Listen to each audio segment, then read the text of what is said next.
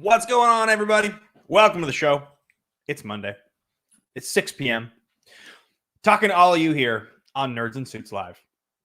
The week has started. We are fully in the mode of the world reopening. It's just starting. I can feel it. I can feel it in my bones. I feel it every time I talk to one of you, every time I open Twitter, look on Facebook. It's not happening all at once, but we are in that territory, guys. We're going back towards a functioning United States of America. I can only speak for our country. And it's exciting. It's very exciting. It feels really, really great to know that we're not that far away from being in a place again where we can go do all the things that we liked doing before. I can't believe it's been a year and haven't been in a movie theater. That blows my mind. Makes me really sad. I really, really, really miss going to the movies. But I don't think we're that far away from it. I do think we're going to be able to go back and return to that pretty soon. So that's definitely pretty exciting. You know, it's funny. I always put my headphones in here, and they kind of matter.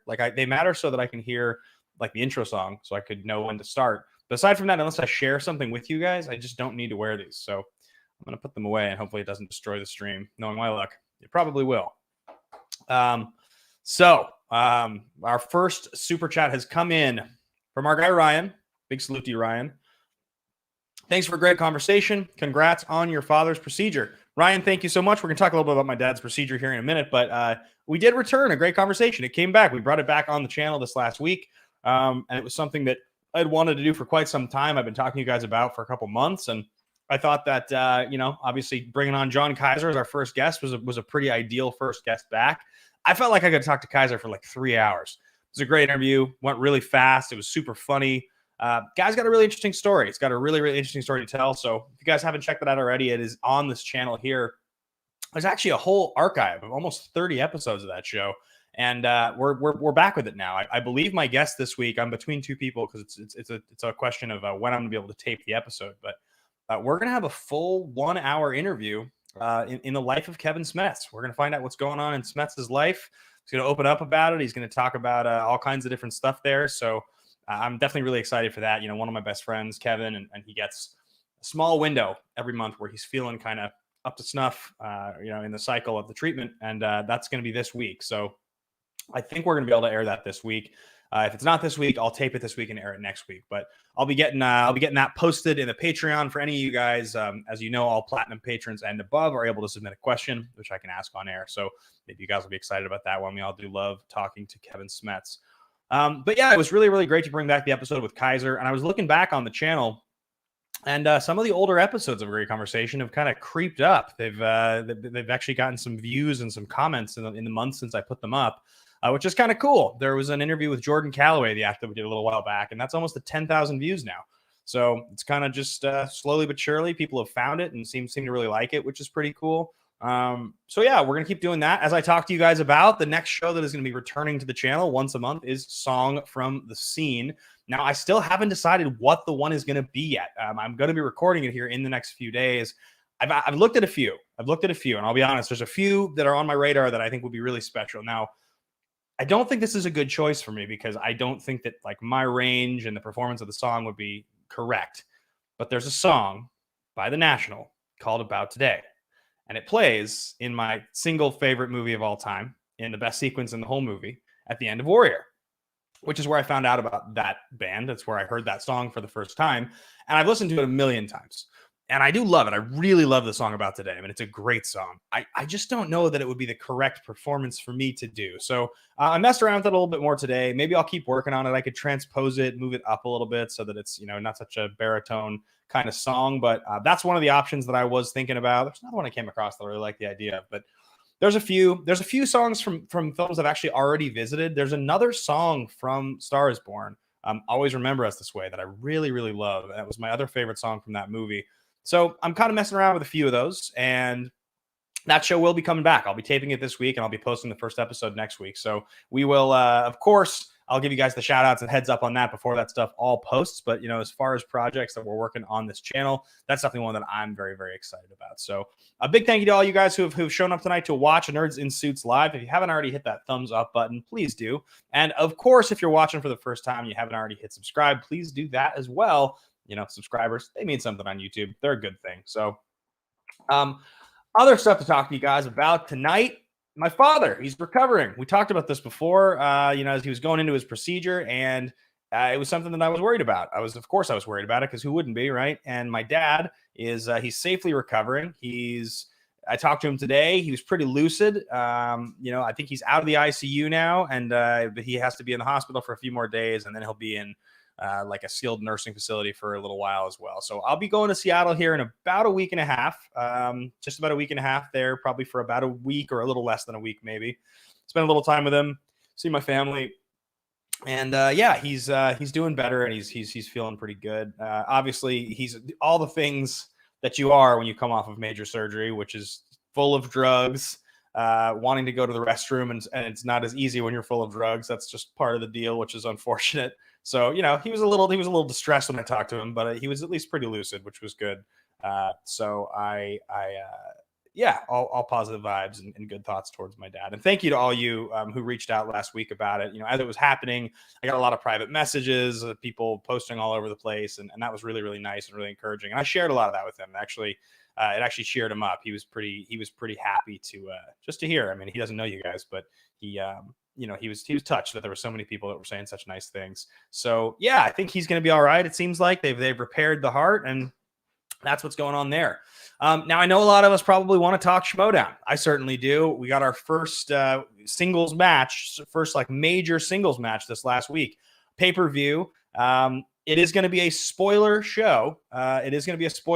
So if you guys are all watching so far in the show, I am going to be talking the results of the match on Friday. We are going to be breaking it down. And so if you have questions about it, I would love to answer them. But if you don't want to know the result and you want to watch it when it airs publicly this week, then I would absolutely 100% get out of here right now. This is not the conversation that you want to be in. Dan Murrell took on Jeff Snyder. It was Dungeon versus the Stars. Obviously, a hotly contested matchup. And Jeff Snyder, one of the greatest players to ever play the game, somebody who player of the year last year, which is I really someday I'd love to win player of the year. It's quite an honor to get player of the year. It really is something special, and he was able to pull it off last year. So Brendan Little here in the chat says, I won't drop any spoilers for today's Patreon match, but Harloff had a pretty hilarious flub towards the end of the match. I did watch that. That's still fully Patreon, and it also just aired a few hours ago, so I think I'll stay away from spoilers on that one. But in the Dan Murrell match versus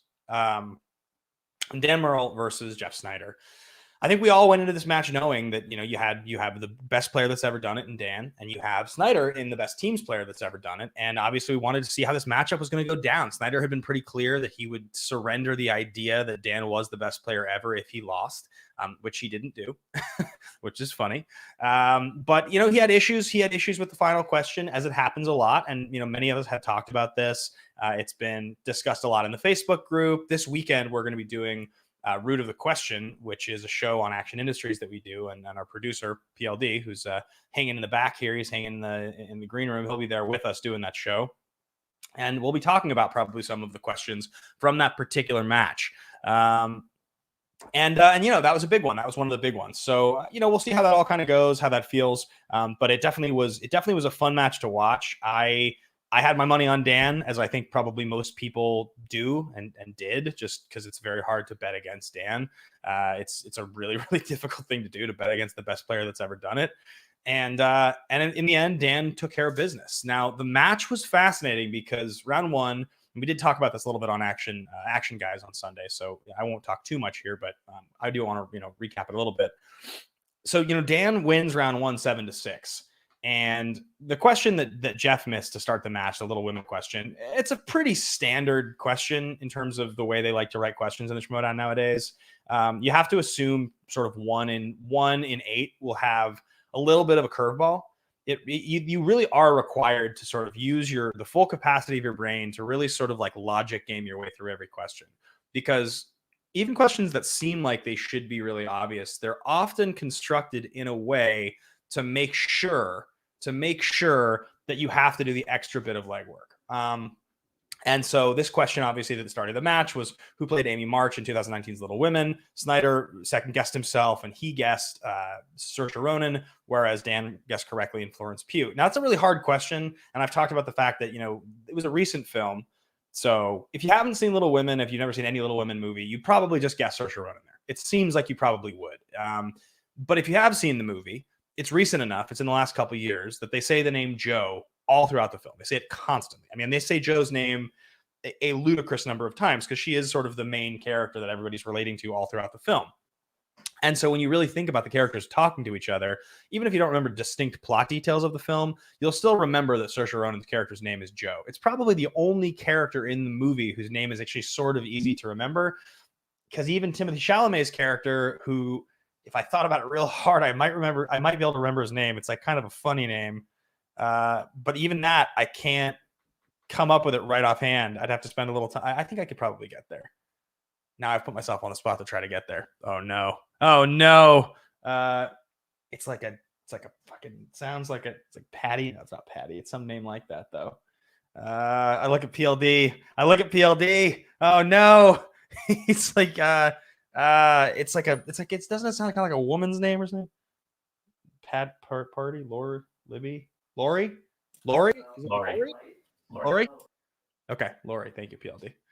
Who knows if I would have trusted myself there. Anyway, point being, even that was hard for me to do, and that's, to me, I think, kind of the other distinct name in the movie.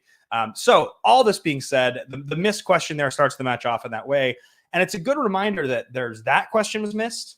All the rest of the questions were correct by Dan. They both missed a movie release dates question.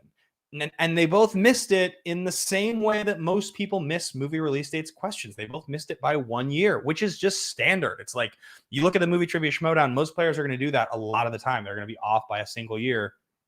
But I also think that category is kind of a great equalizer, because it is one of those categories that sometimes you get lucky and some people are good at, and it's a fair one to throw into round one. So I thought that was kind of interesting. Round two, we've talked pretty extensively about. You know, Dan does pretty well in wrestlers. Snyder respinning on sports is a kind of a fascinating decision. I don't know if Snyder put sports on the wheel. I assume he did. It seems like he would, given that Dan's only had a couple bad rounds in the history of the game, and one of them was in sports. So you just see it on the wheel there, and I think you just kind of assume that that's what happened. You know, leaving it on there for Dan to spin is certainly a decision. You're leaving kind of a landmine, but I also think if you're going to request a slice on a wheel, you have to be able to hit it and try to win the game with it. So in the end, the fact that he got 6 points there in the round versus getting 8 points, potentially, if he had gotten a strength he could have cleaned up on, meant that when Dan hit his 5, the game was over instead of going to overtime, which is the consequence of that decision. So I don't really totally know if he did put sports on the wheel. I know the strategy behind it. It's a hard thing to do. It's a hard thing to do. And 6 points. Look, 6 points in round two is a good round. You get 6 points in round two in most games, you're pretty happy with it. So I don't really think it's like a crazy thing. I just think, Dan got questions he knew the answers to. So now there's all this controversy about the 5. And again, we talked about this in Action Guys last night a bunch, but I just don't really see how people talk about the movie 7 Pounds as though like that's just a standard movie that everybody knows. I mean, you probably remember the movie existing or coming out. Probably, I guess. It's from like almost 15 years ago. It was not a hit. In fact, it was a total flop. And they specifically referenced a scene in the movie where a character dies getting electrocuted by a jellyfish. If you take a guess and it's 7 pounds, great, which is what I did.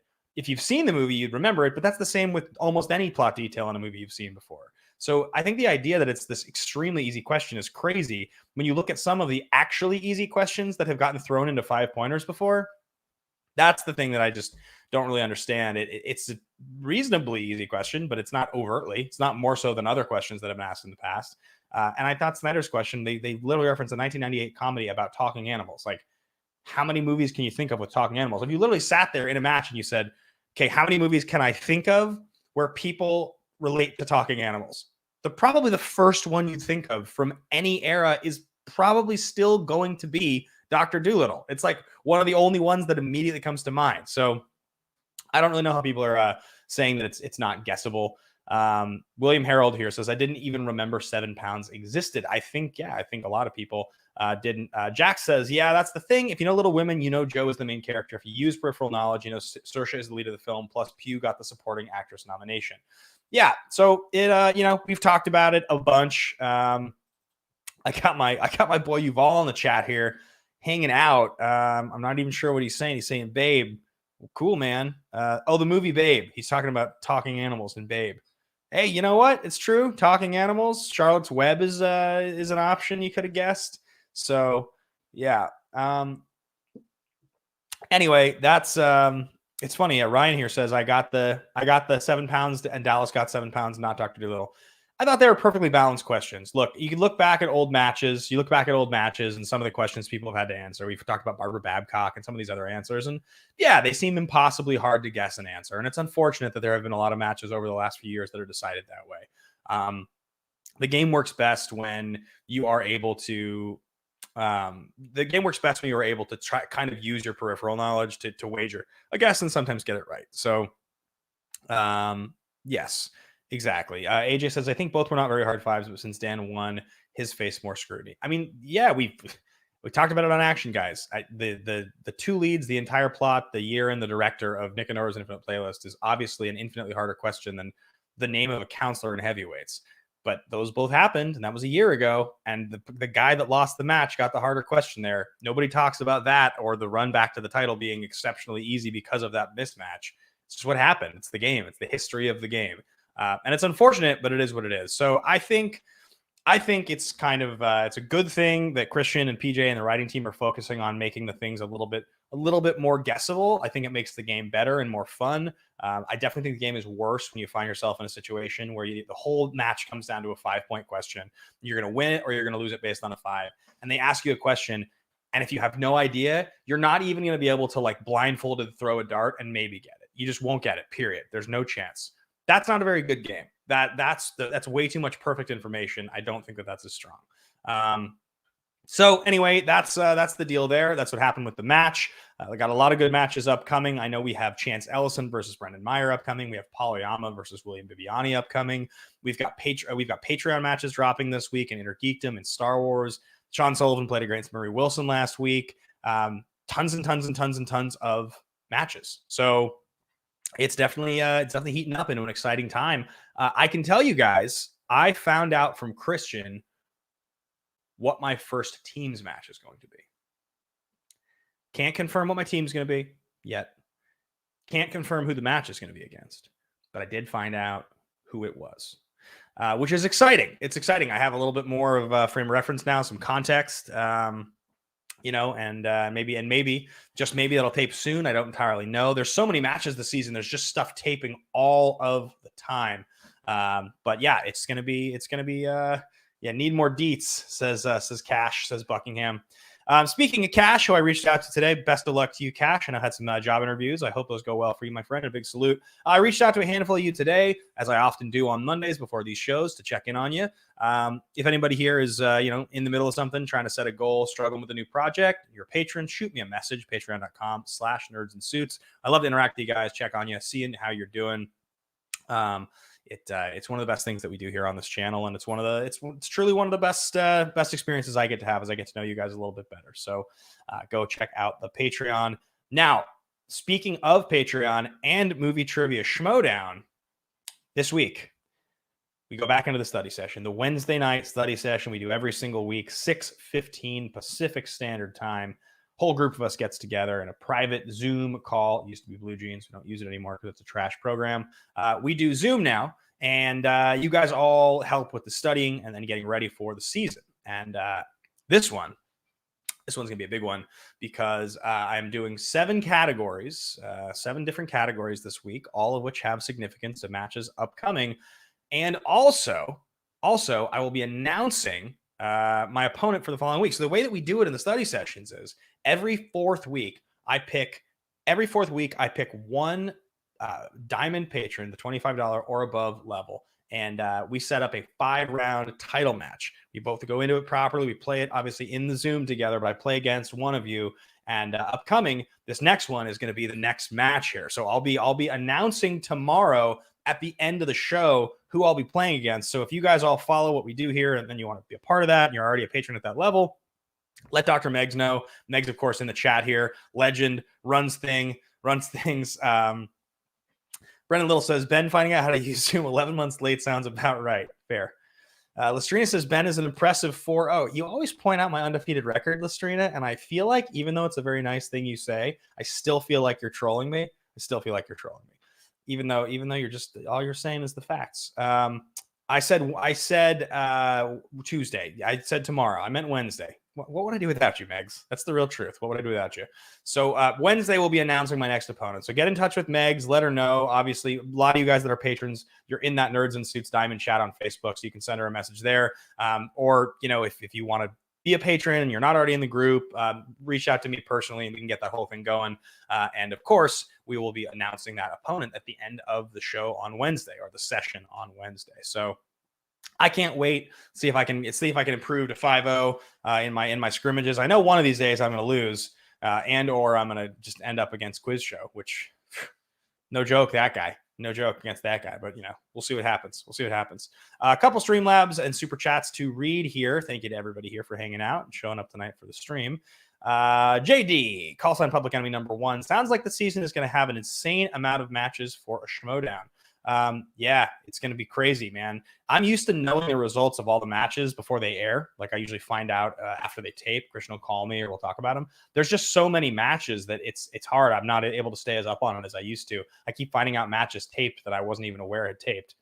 Next up, we got K Wolf. Big salute to you, my friend, Kyle.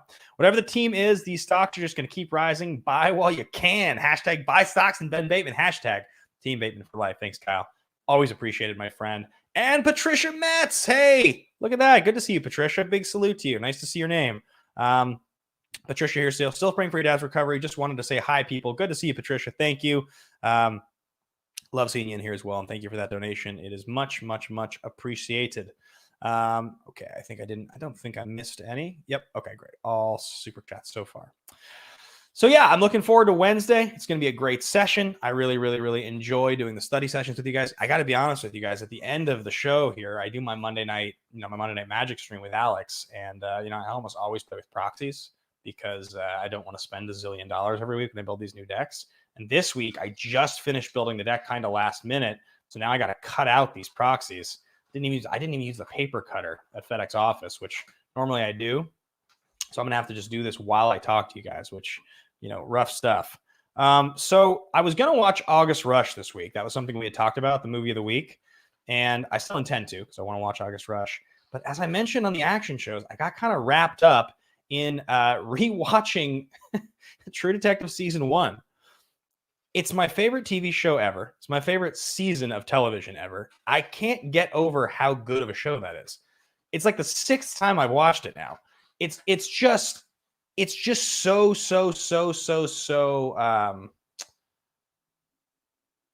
compelling. I don't know. The pacing of the show is just flawless. It's like no matter how many times I've watched it, I always end up turning it back on, and I can't turn it off, and I just have to keep going.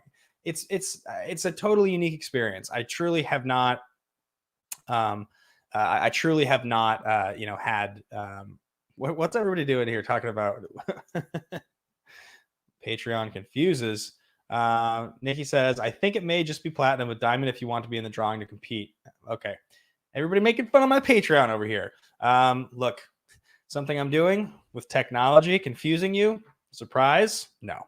The way it works is for a long time, it was supposed to be platinum patrons could watch them. The first one or two, I think I made the mistake of thinking that it was only diamond patrons. So I was only inviting diamond for the first little while. But the way it works is that platinum, so $15 and above, are able to watch it every single week. But if you want to compete, it's the diamond level. So that's the difference. That is what's going on there. So yeah, True Detective season 1, it's just the best thing ever. There's just no show like it. There's just truly no show that is that much fun.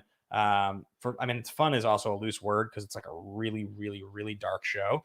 But it's just like, I don't know, it's just perfect. Has anybody in the chat here ever watched this show? Do any of you guys love the show as much as I do? Because now I just feel like I'm ranting about something. And I'm not even late to the party on it because, like, I've watched True Detective a lot of times, and I watched it back then, and I watch it now. But it's just so distracting. I did knock out Daredevil, the director's cut, which I watched the whole thing. And good Lord, is that movie bad? That's one of the worst movies.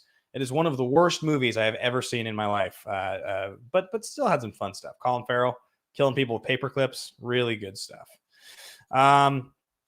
Anyway, guys, continuing to walk through other stuff here that we're going on here. About 50 of you guys watching right now. Look at this. A bunch of people are jumping in the show here. Remember, hit that thumbs up, guys. Let's see. We got Buttered Butt Biscuit. All right. True Detective season 1 is my favorite season of television ever. I am the same boat. I am in the exact same boat. It's like, it is better than any other television season I've ever watched. And I haven't watched a lot of television seasons recently, though I did love WandaVision. But yeah, it is endlessly good. The question Monty asked here of how many proxy cards are you allowed in a deck of Magic? It all depends. If you're playing just for fun, like we're doing tonight, you can play as many proxies as you want because it's not sanctioned, right? You could write the names of cards on the backs of business cards and shuffle them and say that they represent said card, kind of a thing.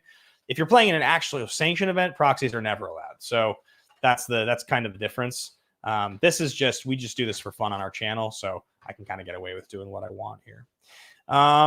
So here's some questions for you guys, because I know that we're all talking about what's going to happen at the end of the year. Once in theory, we're completely out of the pandemic and we can all go do things again. And I know we all want to go to Schmodown live events. God, I absolutely want to go to Schmodown live events. I would kill. I'm hoping December ends up being like a really, really epic event. We do Spectacular Live and everybody comes out. That would be so much fun. But what other events are you guys looking forward to? I spoke to someone today who bought tickets for a festival, for like a show on the East Coast coming up here in the summer. It feels like by the time we get into like that June range, things are going to be kind of opening up, and it's going to be kind of like a little bit more safe. Like it seems like by May, most adults will have the vaccine. So what are you guys looking forward to? Who's any particular shows, like music shows, anything anybody here is like specifically circling on their calendar as something that they know they're going to do, they just can't wait for? Because I was thinking, man, like literally any musical artist that I want to watch, anybody that I've just ever thought about seeing and just didn't quite do it, I'm 100% going to buy a ticket.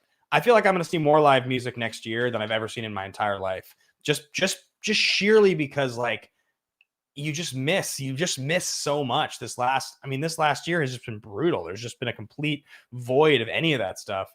And I look at what happened with Tom Petty, right? I never got to see Tom Petty. So that was, kind of a brutal thing. And I don't want that to happen with any of these other legends out there. So I definitely feel like I'm going to, put some time, put some energy into figuring that out. And I think this summer is going to be amazing, guys. I really do. I think this is going to be a crazy summer for all of us. I think it's going to be so much fun. I think it's just going to be so much fun. Let's see what's going on here. William Harold says, I've had tickets to Disneyland for a year now, so I'm looking forward to that. Yes, agreed. That should be super fun. Let's see here. Anybody else? Go watch some soccer, says Kevin Merton. That's pretty cool. Let's see. Reading comics reading comics while black, seeing Purity Ring in Austin next month. Let's see. AJ Lancaster. I'm gonna live at open mics, hugging my best friends and putting art on stage with them. That's a great one. You know, I haven't played an open mic music wise in LA in a long time. I'm talking. I probably haven't played an open mic in LA and I doubt I'm exaggerating when I probably say 7 years, something like that. So I think I'm probably going to start playing music open mics as soon as they're back open again, which I can't wait. I seriously can't wait. I get to go take some of these new songs out and, just meet new musicians. Like, I can't wait. Speaking of which, guys, a lot of you are here watching, some probably the first time, and a lot of, Pat Polfamonte here says, nerds in suits. I rarely accept things. You should know this by now. Fantastic Four should have been A. I don't know. Didn't see it. I'm releasing my first song. It is titled I'm Sorry for Tonight. That is the name of the song. It's going to be hitting Spotify, Apple Music on the 5th of April, something I've been working my ass off for the last year. I'm very excited about it. It means a lot to me. Some of you who are a part of the Diamond tier on the Patreon in the Studio Diary heard some of these songs, including this one, as it got written. You probably heard it shortly after it was actually written. And some of you have heard near a final mix. I have the final mix now. I actually have the master, the WAV file master that is going to be the one I'm uploading. We're still sort of trying to figure out what the hell is going to go on with album artwork, pictures, a video. That stuff's a little bit more nebulous. I don't have that much time, but I am going to be releasing that first song on April 5th. Probably the second song shortly thereafter. And of course, on April 10th, this is something that's really exciting to me, guys. It means a lot to me. On April 10th, I'm going to be playing an album preview show. So this is going to be every song that's going to be on the album. All 5 originals plus the cover I'm going to perform live, plus probably 1 or 2 of the outtake songs that are not going to be on this album, plus a couple covers. Should be like a 10-song show. Tickets are $10. It's on Stage It, just like I did last time. The audio quality there is really, really solid. It was one of the best nights of my entire life last time I did it. I mean, it was seriously so meaningful. I had such a good time. The response from all of you was just so generous that it was really, really, really wonderful, and something I've really looked forward to going back and doing again. So I can't wait to do this. Now, the link to the show is in the description of this video. You guys can go down. There's a limited number of tickets. I'm definitely trying to I want to cap it. And so I haven't sent the link out to all friends and family and everybody yet, because I know that'll be the big push that sells most of them. But as far as any of you guys go, if you've never heard me play any music before, I can't promise you you're going to love it, but I can promise you that I put my heart and soul into it. And it does mean a whole hell of a lot to me. And I hope you like it, because I think I'm okay. I think I'm at least okay at it. So if you've ever wanted to check it out, go get a ticket on Stage It right now. If PLD, who's lurking back here, could be so kind, let's throw it in the chat there, PLD. Let's throw the link in the chat there. And I'll tell you what, guys, next week on the show, I'm going to announce something, and it's going to be some sort of an exclusive private kind of after party type of show for patrons. And I have to figure out how to do it, just because the sheer number of people in any kind of a digital hangout can sometimes get a little bit overwhelming. And I know so many of you that are patrons already, will probably jump in and hang out afterwards. And I want to make sure we all get a chance to talk and hang out a little bit. I wish we could do this in person. I seriously wish we could do this in person. It would be so much fun to do this in person. But I will tell you guys this, and I've mentioned this before, but the album is going to come out in June. That's the goal right now. If everything goes according to plan, the album is going to release in June, and maybe even on my birthday on June 6th. Right now, that's the goal, right? I'm going to turn 33 on June 6th. It would be 1 year after announcing this album, it would come out. So that would be the goal. But I am absolutely going to be doing the tour I talked about. I'm absolutely going to be booking this tour. It'll be small. There'll probably be 6 shows. It'll be maybe 30 tickets a show. I'll do, most of the major markets so that I can meet a lot of you guys. And I can't see, based on what's happening in the world right now, that I'm not going to be able to do this. It feels like I'm going to be able to pull this off. And this will happen at the end of the summer. This will probably be in August. I'll be able to do this and fly around, and I'll probably do it over 3 weeks, like 2 shows a week for 3 weeks kind of a deal. Do it on the weekends. And I really can't wait, guys. There's so many things about it that are going to be so much fun. Number one, so many of you were such a huge piece of me getting this guitar back here, my dream guitar, this Hummingbird, the thing that I look at and I cherish every single day. I write songs on this thing. Nothing makes me happier than playing music on that guitar. I'm going to get to play it live for a lot of you guys in person. I'm going to get to pull it out of a case and actually play songs on that guitar for you. You put it in my hands and I'm going to get to do that, which I can't wait for. And it's just going to be awesome. I hope we can have kind of a small sort of party vibe, getting to hang out and really make it an event every time. So I can't wait for that. If you guys haven't checked it out already, check it out on Stage It. I should have a link, a pre-save link on the song coming pretty soon here, maybe even as soon as next week, so that if you guys do have Spotify, if you have Apple Music, you're able to click it so that the day that it goes live, you get a notification, you're reminded of it, so on and so forth. So that's kind of the update there. What's going on with music? I am going to be doing a studio diary this weekend. I was going to do one this last weekend, but unfortunately, just things kind of got a little bit ahead of me, and then a little bit of the turmoil with my dad. My head was just kind of pulled in another direction. I wasn't really in a state of mind to be super open and creative. So this weekend, though, I am absolutely going to be doing it, which I can't wait. I love doing the studio diaries. All right, PLD is going to get out of here. Remember, guys, blame PLD. All right, salute, Paul. Good to see you, my friend. Thanks for everything you do. So yeah, I'll be doing another studio diary this weekend. I'll be probably showing you guys some snippets and clips of some new songs. There's a couple new ones that I really, really like, actually. I've put quite a bit of work into it. So hopefully you guys enjoy that stuff. But yeah, we're getting close. We're starting to get close to the the world opening, and B, the whole like expanding and doing more music stuff. You know, it's been such a huge thing in my life now for the last little while. That I haven't gotten to be that public with. You know, most of what I've done with it has kind of been behind closed doors, or, you know, for a lot of you guys, for patrons, or it'll be in like in studio diary sessions. And so I'm starting to kind of really feel a sense of optimism, starting to feel kind of excited about the next thing in my life. Especially as we start to get closer and closer and closer to the end of what feels like this horrible pandemic. I'm trying to implement, you know, on a day-to-day basis, new rules and you know, new habits. I've been doing these push-up and plank challenges with my brother and sister for the last few months, and they're quick.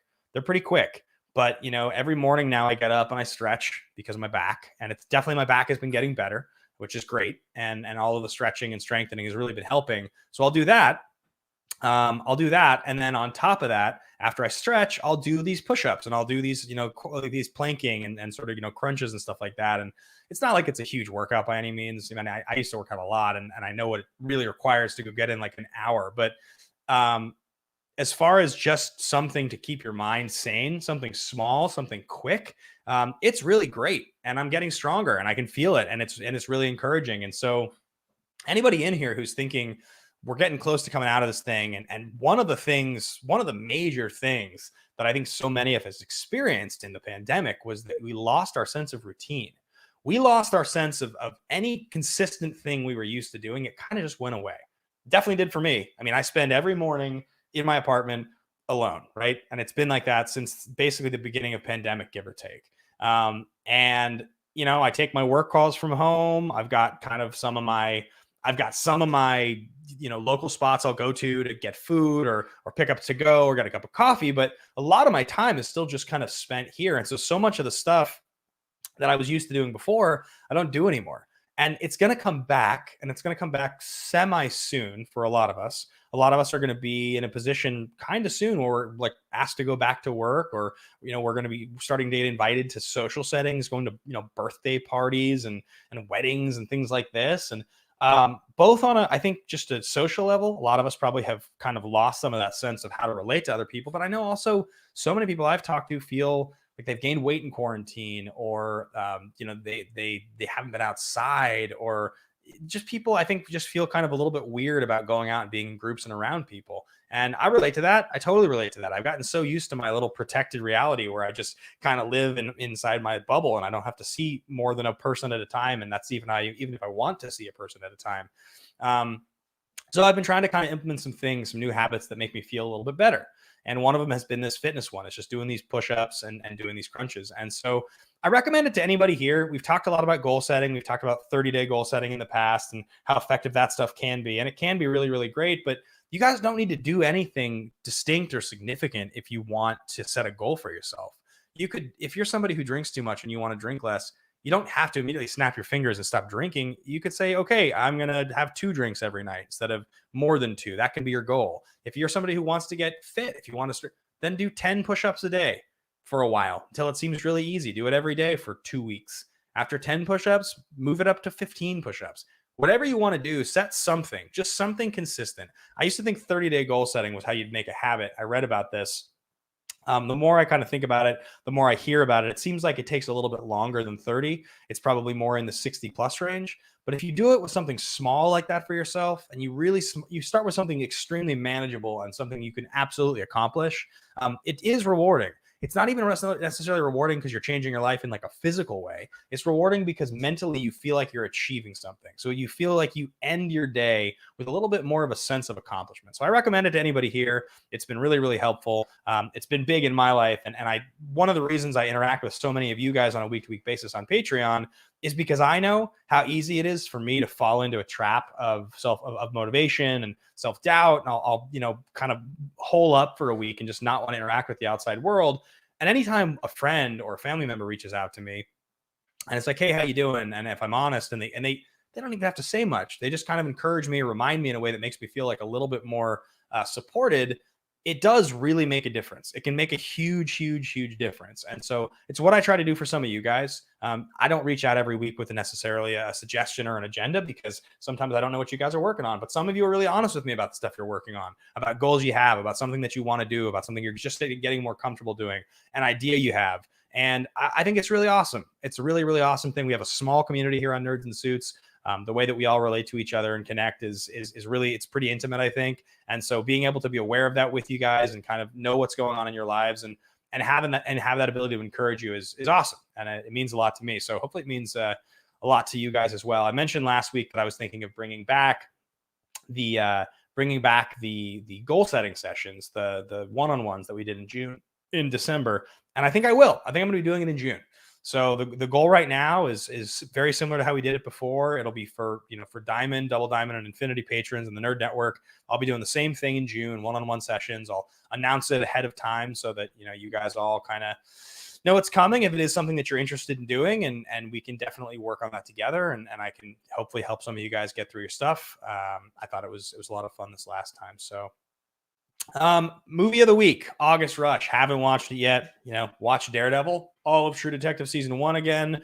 Watch some other movies as well. And I will be getting to August Rush this week because it is a movie that I'm interested in watching. Also, I think one of the things I'm going to order maybe tonight, actually, and I've been talking to you guys about this. I'm trying to stagger any large purchases just because there was a couple weeks ago we talked about it. You guys were so generous. We had this record-setting night of donations here on the channel because I'm ordering this computer here, and I'll be doing it probably in a month. I think they released the new MacBook Pro in April, so it should be sometime in April. As soon as it's available, I'll be ordering it. And those donations last time were so helpful, guys, because obviously MacBook Pros are pretty pricey. So I'll be selling this computer that I'm using now, all those donations plus everything else that comes in between now and then on Nerds and Suits to get that computer. In the meantime, I will not be buying a big sound system because they're expensive and the computer is much more important, but I will be buying a record player. I'll be buying one this week because so TJ, call sign 24601 over on Action Industries, he sent me a gift. It's on the way. It's Appetite for Destruction vinyl, which is my favorite album of all time, and which is awesome. I'm so excited about that. I ordered the Wildflowers reissue, which is all the outtake sessions from the Wildflowers album with the Tom Petty one, and so that's on the way. That'll be shipping in April. And I'm gonna buy this record player, guys, and I'm gonna go out and I'm gonna buy probably 10 or 12 of my favorite albums of all time. And I'm gonna get some weird ones. So for sure, a couple things they'll be classic albums. I'll probably order. I might even just order Tom Petty Greatest Hits. I would say that I want to get Damn the Torpedoes, but I think the Greatest Hits is the one I grew up on. So it almost feels like a cop-out, but it also almost feels like the one that I should get because it's the one I remember the most as a kid. Maybe I'll just buy a bunch of them. But there's a bunch of other albums that I for sure want to get. There's Bon Iver, for Emma Forever Ago. A couple of these albums that I can remember listening to just a ridiculous number of times.